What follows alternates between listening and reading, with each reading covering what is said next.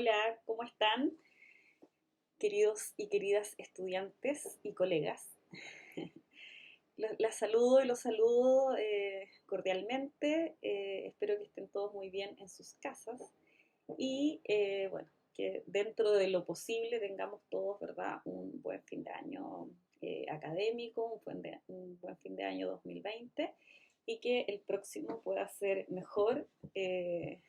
Todo lo que esté dentro de nuestra disposición también, ¿no es cierto? A llevarlo de la mejor manera que se pueda, a pesar de todas las adversidades que puedan ocurrir. Bueno, lamento mucho la interrupción que tuvo el curso, ¿verdad? Muy abrupta, justo antes de las dos últimas clases. Ahora que ya han terminado el último módulo, voy a subir estas cápsulas que había prometido y lo que hice fue hacer un diseño un poco más dinámico, por lo tanto va a ser una secuencia de cápsulas breves y no de 1 hora 20 cada una, ¿ya? Así que vamos a tener primero una explicación que va a tomar una parte introductoria y una parte de reseña, ¿ya? Entonces lo que vamos a hacer es reseñar el tema de la oralidad para hacer una especie de repaso del curso, no en cada tema, sino que desde la perspectiva holística. Y vamos a ir de a poco entrando en el tema de la evaluación, que es el último gran tema que quedó pendiente pasarlo de manera formal, ¿ya? Si bien es cierto, siempre estuvimos hablando un poco de evaluación de manera transversal, no se formalizó. Eh, esta es la primera cápsula con este breve saludo que estoy haciendo ahora. La segunda cápsula tiene que ver con una clase, ¿ya? Una clase que es menor a la hora 20, más breve, pero que es específica y precisa en temas puntuales de problemáticas de la evaluación en las pautas. Entonces voy a modelar y les voy a mostrar un poco una presentación y una pauta y yo voy a ir explicando y problematizando, ¿verdad?, las cuestiones que les quería comentar.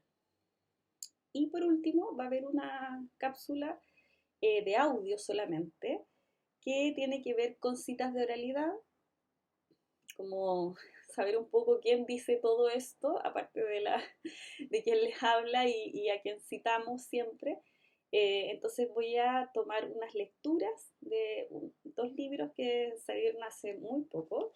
Uno que es del 2020, El arte de no enseñar lengua, de José Cantero, y Pronunciación y enfoque oral en lenguas extranjeras, de varios autores, pero eh, el capítulo en el que yo me voy a centrar tiene que ver con temas de oralidad generales, ¿ya? Porque son varios autores que hacen diferentes capítulos. Entonces voy a tomar algunas citas del capítulo 1, que es general, que se llama Didáctica de la pronunciación, de la corrección fonética al enfoque oral, de Francisco José Cantero, y otro que es de Marta Giralt Lorenz, que es el capítulo 5, enfoque oral en las escuelas, principalmente de España, ¿no? Pero yo rescaté citas que fueran generales y acotadas a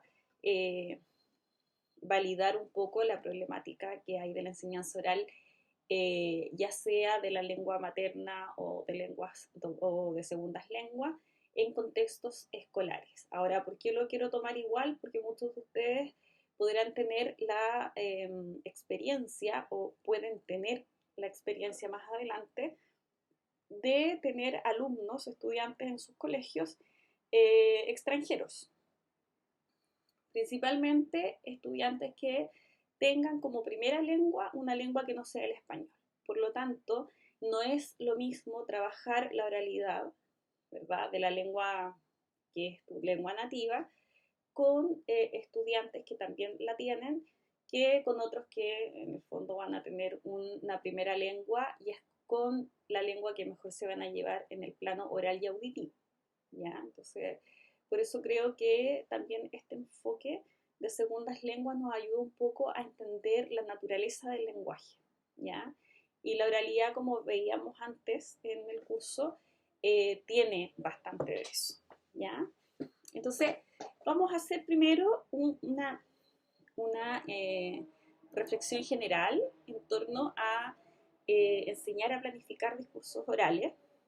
Nosotros sabemos, ¿no es cierto?, que hay, sin duda, un beneficio, ¿ya? Un beneficio que tiene que ver con el enseñar a planificar discursos orales en el aula, y el beneficio puede ser a corto plazo o a largo plazo. Entonces, ya habíamos repetido en algunas clases que uno de los beneficios a corto plazo es que puedes entrenar, ¿no es cierto?, para situaciones específicas al estudiante, y a largo plazo lo vas entrenando, ¿verdad? Y vas haciendo que evolucione como hablante oyente. Y eso lo prepara para tener diferentes experiencias sociolingüísticas a lo largo de su vida, ya sea en situaciones de menores formalidad, de mediana formalidad o de mayor formalidad. Y ahí es donde atravesábamos con la teoría de la acomodación, que tiene que ver con esa capacidad de poder cambiar de registros, ¿ya? Cuando nosotros vamos a generar una secuencia didáctica centrada en la planificación del discurso oral, ¿verdad? Habíamos hablado de varias etapas, que de hecho cada clase fue un poco abordando cada una de ellas, y nosotros sabemos también, y eso es algo que lo fuimos como intencionando y reforzando bastante en las actividades y en las discusiones durante las clases, que aparte de aprender durante el proceso de composición del texto, ¿no es cierto?, de la planificación en sí, textual y discursiva, eh, el tema de los ensayos es súper importante, ¿cierto? O sea, eh, el profesor, la profesora, nosotros tenemos que ayudar durante los ensayos, no podemos dejar que ensayen solos o tenemos que supervisarlo. Entonces, ahí volvemos al asunto de la grabación, ¿no es cierto?, que es muy importante y es una herramienta para poder supervisar cuando no estamos presentes en el momento del ensayo. La idea es que los ensayos sean breves, y hay ensayos que son capacitadores, que tienen que ver con ir capacitando al estudiante, ¿no es cierto?, que el estudiante se vaya capacitando con pequeñas tareas para llegar a la tarea final. Y están los ensayos que son globales y que tienen que ver con eh, tratar de hacer un ensayo general, por así decirlo, de la tarea final, ¿ya? Eh, Habíamos hablado que esto ayuda a atenuar la sobrecarga cognitiva, ¿verdad? Ahora, cuando se trata de el enfoque bilateral, nosotros ya sabemos que tenemos que poner atención, ¿no es cierto?, en diferentes estrategias, ¿ya? Estrategias para poder integrar las distintas destrezas de la lengua. Entonces decíamos, en alguna clase también lo vimos, decíamos que, ¿no es cierto?, para poder eh, tener a unos estudiantes de manera activa en el proceso de producción, tenemos que también tener a otro grupo de estudiantes de manera activa en el proceso de escucha. Y para mantener la escucha activa, nos podemos tomar de diferentes actividades que tienen que ver con desarrollar otras destrezas, como por ejemplo la escritura, ¿verdad?, o la lectura.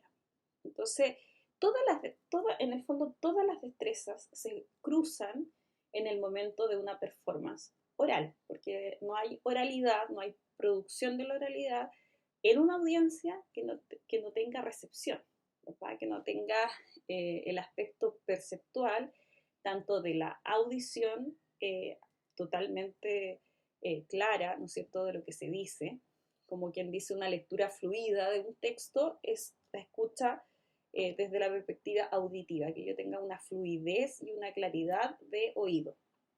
Y por otro lado está la percepción, que es la otra cara de la moneda de la escucha, y que tiene que ver con directamente la comprensión del texto que yo escucho cuando el otro habla, del discurso que yo percibo, si es coherente, si no es coherente. Y eso afecta directamente la comprensión. Entonces, la comprensión eh, necesita, necesita una comprensión de un texto oral más complejo, que tuvo que ser altamente planificado, necesita una escucha activa que sea capaz de comprender un texto de esas características. específicas. Por lo tanto, la actitud del oyente debe ser de refuerzo y debe estar esa persona eh, con una actitud de atención elevada.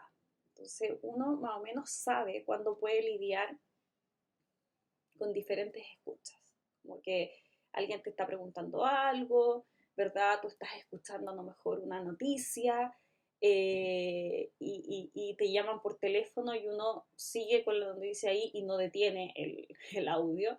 Y puede estar contestando y decir, disculpa que le estoy contestando a mi hijo que me está preguntando algo. O sea, puede estar así cuando las cosas son cotidianas, cuando las cosas son, se repiten, ¿ya? Porque uno tiene como una estrategia para poder marcar respuestas y poder anticipar y generar hipótesis de esos textos que son rutinarios. Entonces, como son rutinarios para nosotros y la audiencia o el interlocutor es súper cercano, es mucho más fácil anticipar y generar hipótesis para poder responder y para poder internalizar lo que me están diciendo y lo que quieren de mí.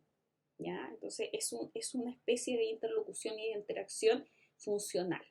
¿Ya? Funcional desde la perspectiva de que uno logra interactuar con el otro y el otro logra interactuar con uno.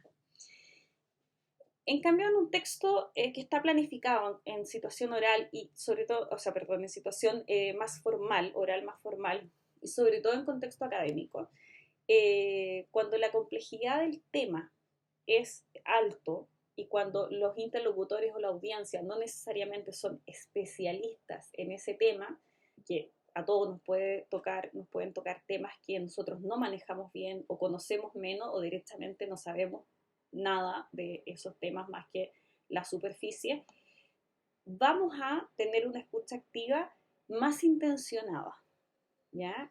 Y por naturaleza tal vez vamos a querer recurrir a hacer anotaciones, ¿ya? A estar mirando algún reporte, algún escrito que tenga una pauta, que tenga unos conceptos anotados, o sea, uno activa todas las destrezas, ¿por qué? Porque todos nuestros sentidos se activan. Entonces, si todos nuestros sentidos se activan también todas nuestras destrezas, ¿ya? Eso es súper importante. Entonces, ahí es donde nosotros estamos entrenando a la persona o a los estudiantes, ¿ya? No solamente que sean capaces de una producción, sino que también que sean capaces de una escucha activa y que se entienda en el fondo que aunque solo una persona esté hablando, como un clásico evento de discurso expositivo y de producción más bien unilateral, siempre el que habla va a necesitar alguna señal de recepción, ¿ya? Gestual, eh, postural, eh, y puede ser que alguna cosa paralingüística, como una risa en situación de que a lo mejor la persona dijo algo gracioso, ¿verdad? O no. Eh, en estos tiempos de cuarentena, en donde todo lo estamos haciendo de manera no sincrónica o conectados, pero no necesariamente mirando a la persona y viendo todo este paralenguaje que apoya y nos ayuda a sentirnos más seguros como interlocutores hablantes, eh, a veces es preciso contar con feedback o con, ¿no es cierto?, chat o comentarios que lleguen después de haber escuchado o mirado o visto, ¿no es cierto?, alguna grabación, ¿ya? Cuando la grabación va dirigida. Fíjense que todas las redes sociales tienen chat, o sea, tienen chat y tienen además un lugar en donde tú puedes poner los comentarios. ¿Ya? Muchas veces eso es esencial, no solamente para una cuestión comercial o para una cuestión como de ratificar información, sino que muchas veces es esencial porque quienes son los que producen el texto visual, audiovisual, ¿verdad? El escrito, lo que sea, la imagen que están posteando en sus redes sociales, necesitan una retroalimentación para poder saber si lo que están haciendo está comunicando o no. ¿ya? Eso es el ámbito más semiológico, que se puede ver desde una perspectiva muy global, el significado en su totalidad, y luego ir a las partes discursivas específicas para saber si la gente entendió bien lo que se está diciendo, el producto que se está ofreciendo, la invitación que se está haciendo, seguir el concurso que se está generando en la red, los pasos que se entregan, etcétera. Entonces, los comentarios son y están ahí porque son funcionales, ¿ya? Entonces, entrenar a alguien para que genere una producción oral, aunque no tenga público, no lo vaya a tener por cualquier circunstancia de no presencialidad, es importante reforzar todavía más esa conciencia de que alguien te va a escuchar y de que cuando tú hables, ojalá pensar en que alguien te está escuchando en este momento, o sea, transponer un poco, trasladar, eh, es un poco extraño, uno se trasladar del pasado hacia el futuro, pero transponer un poco el imaginario futuro, ¿no es cierto?, de que alguien te va a escuchar al momento de la realización. O sea, que sea lo más vital posible y que no se note una planificación forzada, ¿ya? O una inseguridad un poco desde la perspectiva de la producción, ¿ya? Eso es en general poder entrenar a una persona. Todas esas son activaciones, ¿verdad?, de la conciencia lingüística, de la conciencia fonológica, de la experiencia sociolingüística, de la que hablamos bastante durante las clases. ¿Ya? Todo esto sigue siendo un repaso. Entonces, es súper interesante, ¿no es cierto?, ir incorporando activamente el uso de la lengua oral formal, mediante, ¿no es cierto?, la sugerencia de textos orales planificados en diferentes instancias para que puedan generarse estos movimientos desde el interlocutor, ya sea hablante o oyente, de la habilidad de cambiar de registro, de comprender otro registro, porque es otra la situación y la comunicación, es otro el interlocutor, es otro el entorno, es otro el tema. O sea, tampoco también enseñar que a uno como interlocutor oyente, ¿no es cierto? Como un oyente que va a entrar en la interlocución pero que no la está guiando, no le parezca extraño que una persona, aunque esté en situación de formalidad, hable de manera un poco diferente o que lo que para mí es formalidad, para él no lo sea de la misma manera.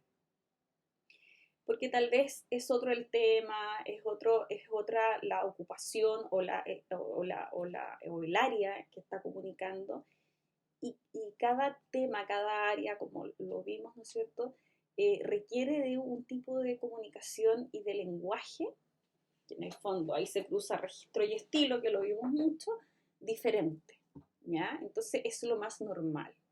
Lo interesante es poder mediar con esa capacidad humana, del lenguaje humano, de poder acomodarnos, ¿ya? Ahora, la acomodación a situaciones diferentes generalmente en el ser humano provocan estrés, pero, y se nota en la interlocución, ¿ya? Por eso de repente si llegas y sacas a hablar a un niño o lo que sea, se puede ver tenso, ¿ya? Se puede tensionar y no va a funcionar bien. Y por eso mismo es que nosotros hacemos secuencias y enseñamos, tratamos de generar una enseñanza-aprendizaje de este entrenamiento, ¿ya?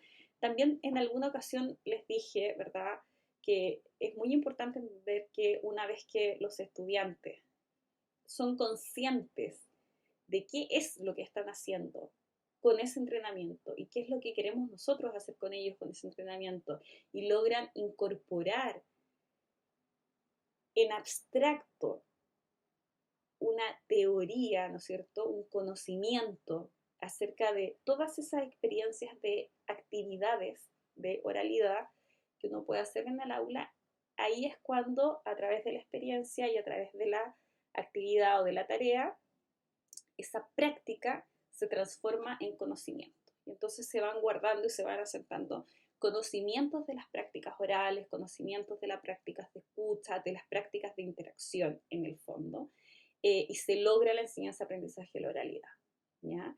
Pero no son las actividades en sí o la performance en sí un contenido, ¿ya? El contenido lo va generando el propio estudiante en la medida que va realizando estas actividades, estas tareas, en la medida que va teniendo también esta experiencia sociolingüística interactiva, comunicacional en el aula, guiada por los profesores y las profesoras. Entonces, diversas instancias, ¿verdad? Actividades de clase, reuniones de alumnos, sesiones de evaluación, entrevistas entre alumno y profesor, todo lo que se les ocurrió también a ustedes, que ponían como ejemplos, ¿verdad? Lo que mencionaban en sus actividades, las ideas que tuvieron, ¿no es cierto?, para realizar unas posibles eh, unas posibles actividades con sus estudiantes. Entonces hay muchas instancias, eso lo vimos y es algo que no vamos a dejar de lado y que es muy importante también para poder como meternos en el plano de la evaluación, porque cuando uno evalúa tenemos que preguntar para qué queremos evaluar, por qué tenemos que evaluar, ¿verdad? Y qué es lo que vamos a evaluar.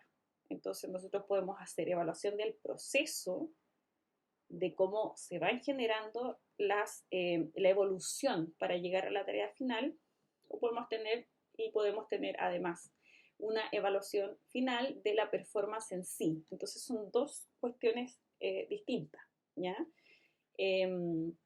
En general, tenemos que entender, y esto a modo de introducción de este tema, de estos últimos temas que estamos mirando, que tiene que ver más con cómo integrar y cómo finalizar con evaluaciones formativas o no formativas, es un poco tener bien incorporadas las características generales de la lengua oral, que las hemos revisado mucho, pero que es súper importante entender que la lengua oral formal, ¿ya?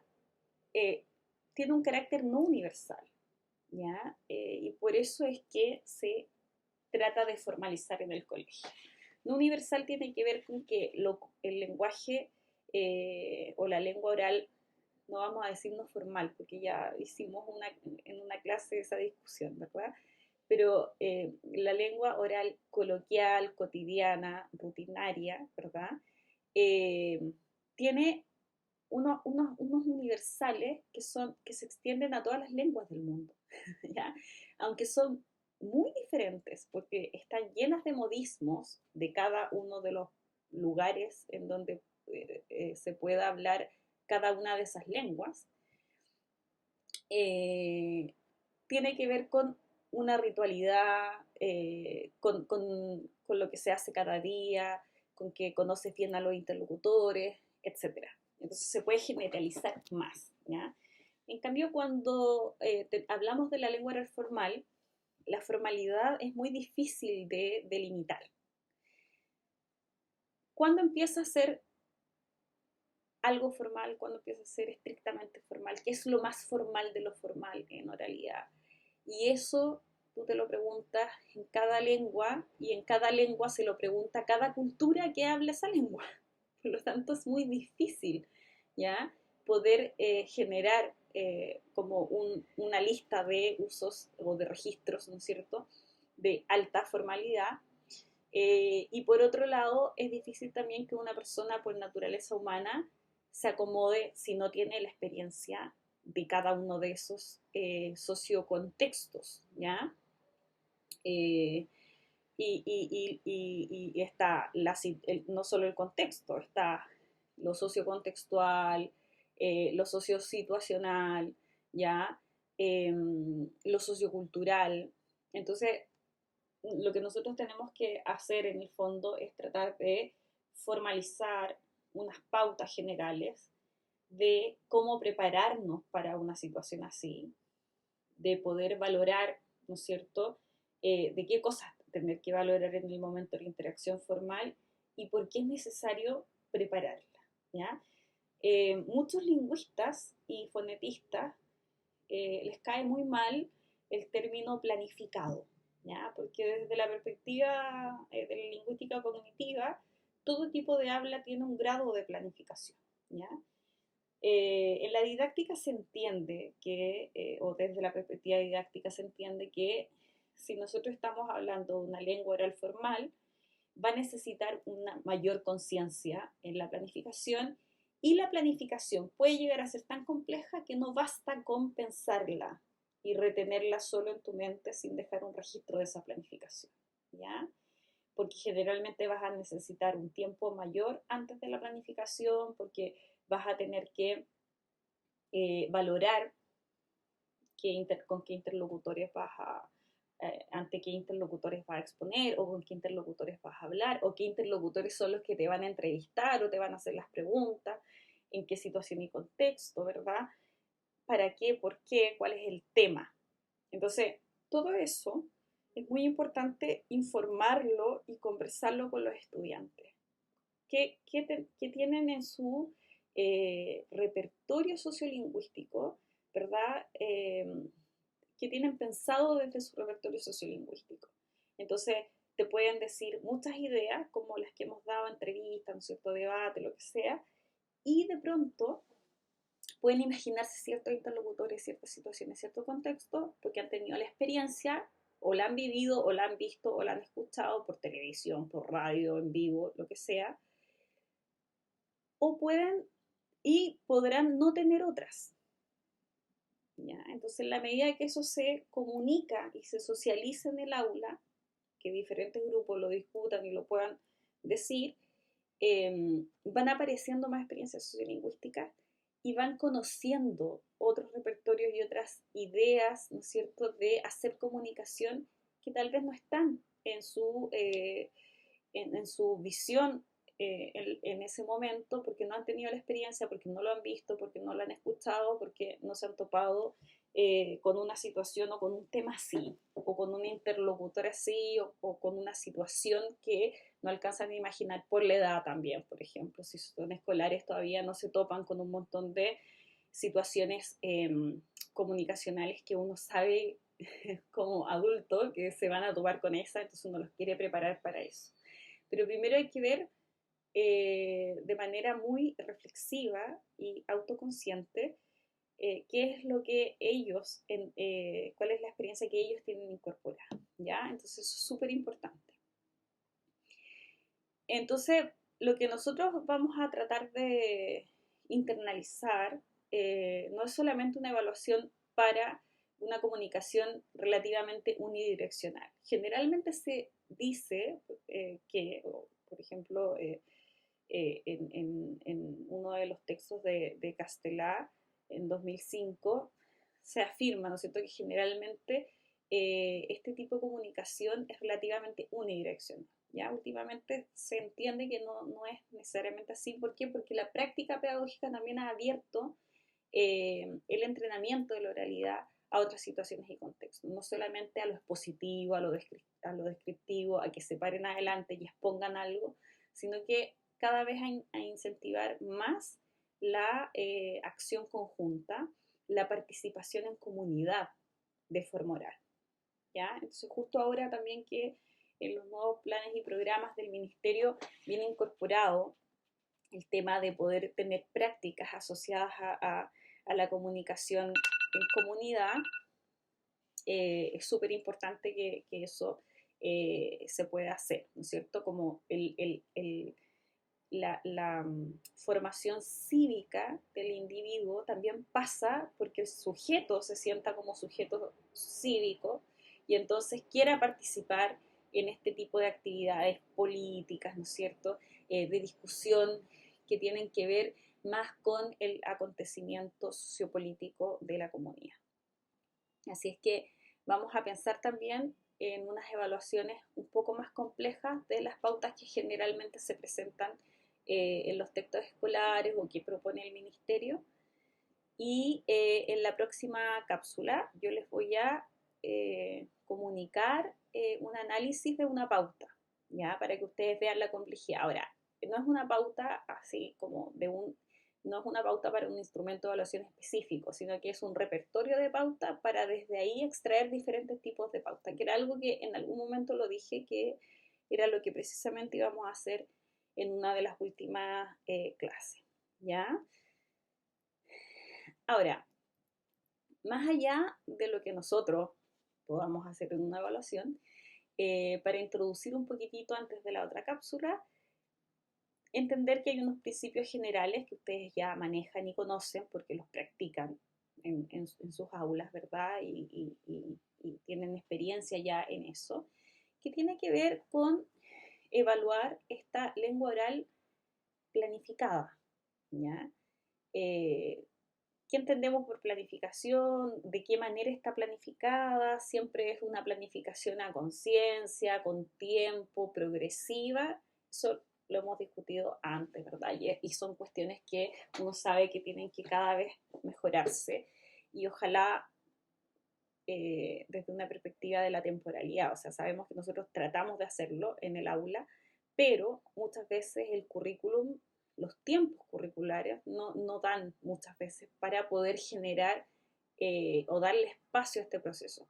La idea es poder, a través de enseñar por medio de la oralidad otras cuestiones que generalmente se enseñan a través de la escritura, darle más espacio a esto para que cada vez los tiempos de planificación sean los necesarios, ¿ya? Sean los necesarios. No es lo mismo planificar un texto expositivo o un discurso, ¿no es cierto?, oral a alguien con un propósito específico, etcétera, bien desarrollado, bien pensado, bien textualizado en la oralidad, eh, en 10 minutos que en una hora que en 3 horas, eh, en un día, un par de horas, ¿no es cierto? Que en 3 días durante una hora.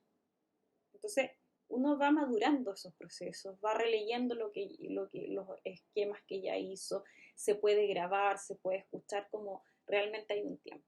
Claro, eso es como una fantasía muchas veces, pero si el texto que se tiene que planificar no es tan largo en las primeras actividades o en las actividades, ¿no es cierto?, cuando uno está empezando a incorporar este hábito lingüístico en el aula de la oralidad, aunque sea mínimamente planificada, ¿no es cierto?, podemos tener menos tiempos de planificación de proceso. O sea, si yo voy a preparar un texto de 5 minutos, en una hora lo puedo planificar rápidamente, ¿ya? Si yo voy a planificar un texto de 30 minutos, ¿ya?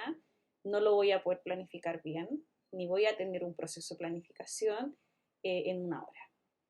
Entonces, uno tiene que también, cuando planifica la secuencia, que muchas veces se los dije, uno piensa solamente en las actividades y como que pasa de largo, y no siempre le deja el espacio al proceso, o sea, no sé, van a tener 10 minutos de ensayo, pero generalmente en oralidad el ensayo tal vez va a durar el 20, ¿no? Porque van a ensayar, se van a grabar, se van a escuchar y la idea es que se sigan grabando, se sigan escuchando al menos 2 veces, ¿ya? Entonces, darles más tiempo, menos tiempo, dejarles tarea para la casa, como vuelve a escucharte y haz una grabación más o cuando llegues acá me cuentas qué pasó cuando te escuchaste. Como va a depender qué es lo que quiero hacer con ese ensayo. Quiero que ese ensayo sea un ensayo de evolución, de un proceso evolutivo, de ver cómo está evolucionando en su performance, o en algún momento quiero ocupar el ensayo para que el estudiante reflexione en torno a su propia performance, en torno a cómo se ve él desde fuera como oyente, cómo ve el discurso que elaboró, cómo lo escucha, cómo lo comprende, si él mismo tiene una autocrítica y dice en realidad alguien que me escuche así como está grabado no me va a entender esta parte, la quiero cambiar, porque tal vez sí va a tener una capacidad con el tiempo de poder autorregular su capacidad discursiva desde la oralidad y eso lo va a llevar a que cada vez los tiempos de planificación sean menores. Entonces, lo importante es incorporar estas estrategias para que el estudiante y los en general, ¿no es cierto?, las personas, ya sean a quienes nosotros podamos preparar un taller con colegas, que sea, tengan una capacidad de ir incorporando una sistematización de planificación que la puedan hacer en diferentes tiempos. Entonces, es mucho más rápido planificarlo y armarlo y que te quede bien si lo has hecho muchas veces, en diferentes situaciones y contextos, con diferentes interlocutores. O sea, mientras más experiencia se tiene, mejor se hace y más fácil resulta también enfrentarse a situaciones inesperadas de comunicación. Y las ocasiones o situaciones inesperadas de comunicación no solamente ocurren en las situaciones coloquiales, cotidianas, rutinarias. A veces también en situaciones de mayor formalidad, por contexto, situaciones, interlocutores, te puede tocar, ¿no es cierto?, ser parte o ser actor principal de una interacción comunicacional que debería estar más planificada, pero que por X situación y, y tiempos, ¿no es cierto?, o por algo que ocurrió, una eventualidad fortuita de la vida, tuviste que enfrentarla y te piden que lo hagas tú, que hagas de orador o que dirijas algo, que dirijas unas palabras, ¿no es cierto? Eh, y ahí está la capacidad de sentirse seguro y decir, tengo experiencia suficiente, ¿verdad? Lo puedes decir o no, pero de alguna manera asimilar rápidamente si puedes enfrentar eso o no. Y directamente decir, no, en realidad no puedo, no voy a ser capaz. ¿Ya? Entonces, para que no haya un no voy a ser capaz en el futuro, tiene que haber mucha práctica y mucha integración de la oralidad en el aula de manera constante. ¿Ya? Lo que hablamos desde el primer día. No basta con hacerlos exponer una vez al semestre, y hay que ingeniárselas para que tengan input auditivo, para que puedan producir. Entonces, nosotros lo que hacemos generalmente, ¿no es cierto?, es tener una experiencia de la enseñanza de la oralidad un poco complicada, ¿ya? Así esto como históricamente. Entonces, siempre se comentan problemas que se presentan para la evaluación, ¿no es cierto? Como en algunos casos se requiere implementación tecnológica, hoy en día eso está súper resuelto desde la perspectiva de que casi todo el mundo tiene un celular, entonces los celulares ya traen incorporada una grabadora. Si uno no va a hacer un análisis acústico de esa realidad del estudiante, de esa realidad oral del estudiante, y solo quiere hacer un chequeo, ¿no es cierto?, que el alumno se escuche, etcétera, basta con una grabadora de celular, ¿ya? Siempre buscar cuál es la grabadora o cuál es el app que graba en tu celular y nunca grabar directamente desde el WhatsApp para mandárselo al estudiante, por ejemplo, porque la calidad de audio de la grabadora del WhatsApp no es muy buena y es bastante pesada y es difícil de descargar. Es mucho más fácil hacer el archivo de audio y mandarlo después. Eso es como un dato así extra, ¿ya? Extra tecnológico. Por otro lado, también se comenta mucho, ¿no es cierto?, que no está claro cuál debería ser el modelo de lengua oral en las escuelas, y eso es algo, pero así mundial, ¿ya? Hay unas lenguas, como el inglés, por ejemplo, sobre todo el de UK, que es mucho más, no sé si fácil, pero ya está mucho más formalizado y reglamentado, pero porque la expansión geográfica de la lengua en ese territorio es acotada. No así el español, que también lo hemos comentado en las clases anteriores, se comentó, ¿verdad?, que es tan variado y es tan variable por su distribución geográfica que, por supuesto, tenemos más complicación aún. O sea, si las lenguas más acotadas territorialmente y con una historia de enseñanza también eh, de la oralidad tienen este problema, aún más una lengua que por territorio, por identidad geográfica, etcétera, va a tener problemas desde esa perspectiva. Entonces no tenemos un manual claro, ya no tenemos lo que yo les decía, una lista de registros lingüísticos asociados completa y absolutamente a la formalidad, ¿ya? Pero sí nosotros sabemos cuáles son sociolingüísticamente, desde una norma sociolingüística, los registros más aceptados o menos aceptados, más prestigiosos, menos prestigiosos, en qué situación y contexto. Entonces, por eso la acomodación y la valoración rápida, ese como escaneo rápido que hay que hacerle al entorno, o que hay que conocer, ¿no es cierto? Que denme como una radiografía un poco de lo que va a ser, es súper importante para la planificación y para poder acomodarse, ¿ya? Entonces, un modelo de lengua oral en las escuelas conllevaría a una, ni siquiera una estandarización, sino que conllevaría más bien a una uniformidad. Una uniformidad que no es sana, que no hace bien y que puede generar mucha discriminación lingüística. Entonces, eso siempre ha quedado fuera, ¿ya? Lo que sí es importante es tener, más que un modelo de lengua, tener una capacidad de modelamiento, ¿ya? Desde uno también, como profesor, y una capacidad de modelamiento desde un input auditivo y visual. O sea, que vean y escuchen diferentes enfoques comunicativos, ejes comunicativos, ¿no es cierto? Incluso perspectivas comunicacionales, que escuchen al respecto, que también puedan reflexionar en torno a qué es la lengua, qué pasa con el lenguaje, con la variación, ¿no es cierto? Y que conozcan un poco de la realidad sociolingüística de su propio país, de su propio entorno, y que puedan ser autorreflexivos al respecto. En la medida que tienen más activa esta conciencia y este conocimiento, mejor capacidad de acomodarse van a tener. Cuando uno maneja más información, puede tomar mejores decisiones. Eso es una cuestión general. Aplicado a esto es precisamente lo que se logra. ¿Ya? Es un poco para saldar este tema de la problemática de un modelo. Y lo otro es que una cuestión que se postula mucho y que se problematice, que se ha transformado como una problemática muy dura, es la falta de un modelo explicativo de la lengua oral, ¿ya? Y la falta de tradición docente en esta destreza. Eso es algo que lo que yo no me voy a extender porque podría, me pasaría en el tiempo y ya estamos como en el tiempo preciso para terminar esta cápsula.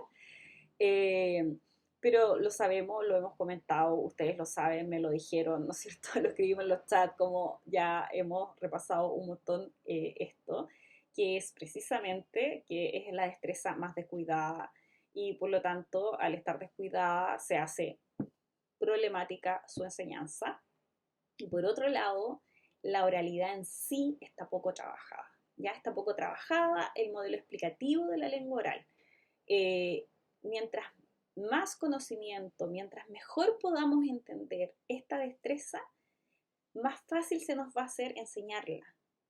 ¿Ya? Entonces, tampoco es una pérdida de tiempo poder leer acerca de la oralidad, incluso desde la fonética, pero no la fonética descriptivista, sino que la fonética más funcional, la entonación, los modelos de la entonación, cuestiones de esa índole, poder de alguna manera conocerlas mejor y también reflexionar mucho, escuchar reflexiones sobre oralidad, leer sobre qué es la oralidad, más allá de tirarnos inmediatamente a la enseñanza, que es lo que tenemos que hacer en el fondo, pero siempre estar formándonos desde la experiencia de algo que se puede denominar teoría de la oralidad, ¿ya? Es una deuda que hay. Eh, yo lo dije en algún momento, ¿verdad? Tenemos como la cátedra de lectura y escritura a nivel mundial, pero no tenemos la cátedra de oralidad. Por ejemplo, en los planes y programas, en el currículum académico de las pedagogías en lengua, generalmente si se tiene una didáctica de la lectura, se tiene una teoría de la lectura. Si se tiene una didáctica de la escritura, se tiene una teoría de la escritura. Generalmente las didácticas de la oralidad van como solita, cuando se asume sobre todo que hay una fonética antes.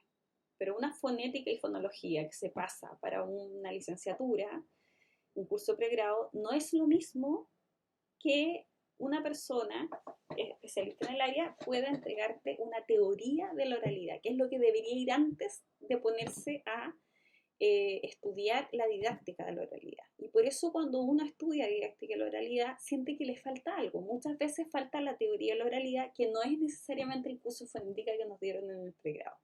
Entonces, eso era como lo último que quería como mencionar y reforzar en esta cápsula de recuento y de introducción a las problemáticas de la evaluación. Bien, nos vemos entonces en una próxima cápsula y luego me van a escuchar. Gracias por su atención y espero que les haya servido. Espero su retroalimentación. Saludos.